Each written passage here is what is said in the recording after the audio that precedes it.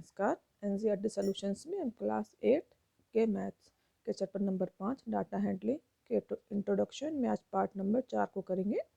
इसमें कि हम हिस्टोग्राम को देखेंगे। यदि आपको मेरा वीडियो पसंद है तो कृपया लाइक सब्सक्राइब शेयर कीजिए और पूरा देखिए। Histogram bars with a difference, ऐसा डायग्राम जिसमें कि बार्स डिफरेंस के साथ होती हैं उसे हम हिस्टोग्राम कहते हैं। एग्जाम में आपको आएगा तो हिस्टोग्राम बनाइए, या 1 या 2 नंबर में आ सकता है। The other name of histogram is bars with a difference is also called, तो इसका आंसर होगा हिस्टोग्राम। अब हिस्टोग्राम क्या है? Histogram is a graphical representation of grouped frequency distribution with continuous classes. जब हमने बार पढ़ा था, बारग्राफ पढ़ा था, तो उसमें हमने जो बार्स बनाई थी वो कुछ कुछ डिस्टेंस पे बनाई थी।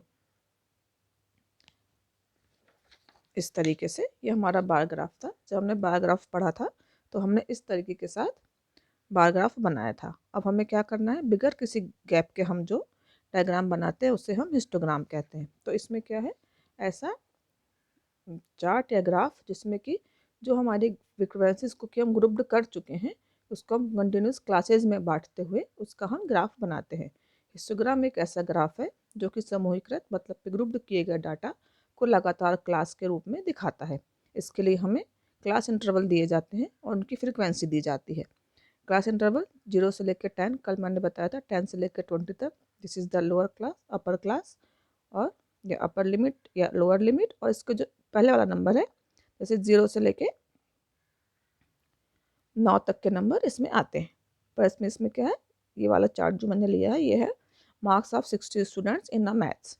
किसी क्लास के 60 स्टूडेंट्स हैं जिनके कि मैथ्स में लिए गए नंबर किसी टेस्ट में दिए गए हैं कि 0 से लेकर 10 तक 2 बच्चों को मिले, 10 से लेकर 20 तक 10 बच्चों को मिले, 20 से लेकर 30 तक 21 बच्चों को मिले, 30 से लेकर 40 तक 19 बच्चों को मिले, 40 से लेकर 50 तक 7 बच्चों को मिले, 50 से लेकर 60 तक एक बच्चे को मिला, और उसके टोटल जो है वो 60 हैं।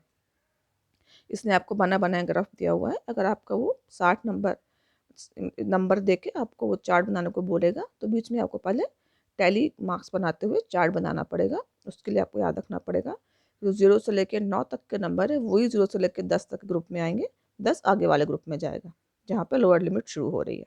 इस वाले की अपर लिमिट यहाँ लोअर लिमिट होती है अगले वाले ग्रुप में, और उसको हम अगले वाले ग्रुप में ही शामिल करते हैं। अब हमें इसका हिस्टोग्राफ बनाना है। ग्राफ बनाने के लिए आप चाहे बार ग्राफ बनाएं चाहे हिस्टोग्राफ बनाएं, ग्राफ बनाएं, आपको इस तरह का ग्राफ शीट दी जाएगी जो कि आपको वहीं से मिलेगी। इसमें आपको पेंसिल से ही काम करना है, पेन से नहीं कर सकते। इसमें देखिए मैं आपको इसको पढ़ना बताती हूँ।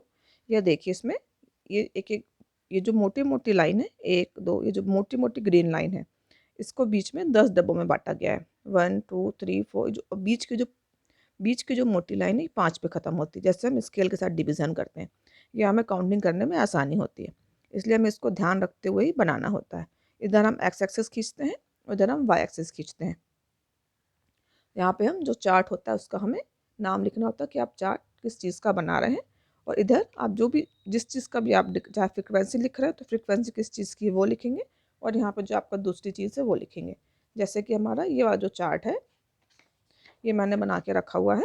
ये देखिए इधर मैंने मार्क्स ऑफ स्टूडेंट्स लिखे, इनकी फ्रिक्वेंसी क्या थी हमारे पास, ये हमारी फ्रिक्वेंसी थी मार्क्स ऑफ द स्टूडेंट्स, और ये हमारे पास था नंबर ऑफ स्टूडेंट्स। जो क्लास इंटरवल था वो हमारे पास था 10 20 30 40 50 60, मतलब 0 से लेकर 10, 10 to 20, 20 to 30, 30 to 40, 40 to 50 और 50 to 60। इसको हमने एक्स एक्सिस बनाया है और इसको हमने वाई एक्सिस बनाया है। अब हमें यहाँ पे जाना था, हमारी सबसे ज़्यादा फ्रिक्वेंसी थी वो हमारी 22 थी, सॉरी 21 थी, तो हमें 22 तक जाना होगा जिससे कि हम 21 को हम उसके अंदर ले सकें। तो मैंने जो जो 10 का एक डब्बा है उसको मैंने 1 माना, मतलब यहाँ से लेके यहाँ तक जो 10 बॉक्स हैं उसको मैंने 1 माना। 2 3 4 5 6 7 8 ऐसे करते करते मैं 22 तक गई। ये नंबर ऑफ स्टूडेंट्स थे और ये उनको मिले हुए मार्क्स थे। अब पहला वाला हमारा था जो हमारा 0 से लेकर 10 तक था वो 2 था, तो मैंने 10 के साथ डॉट लगाया और यहाँ 2 के साथ डॉट लगाया, और जहाँ पे आके मिला मैंने इसको बना दिया बार, तो ये बार बन गई। इसके बाद 10 से लेकर 20 तक हमारा था 10 तक, मैं 10 तक गई। मैंने इस जो हमें तो क्लास इंटरवल में 10 था, जहाँ पे उसकी लिमिट थी वहाँ से लेके 10 तक लाइन खींची, इसको 20 तक मिलाया और हमने इसको इस तरह से एक बार बना दी। इसके बाद हमारा 20 से लेके 30 तक था 21, तो हमारा 21 यहाँ पे आ रहा था, 21 यहाँ पे आ रहा था, तो मैंने यहाँ 20 से 21 तक लाइन खींची, 21 को मैंने आगे 30 की आगे वाली लाइन पे मिला दिया।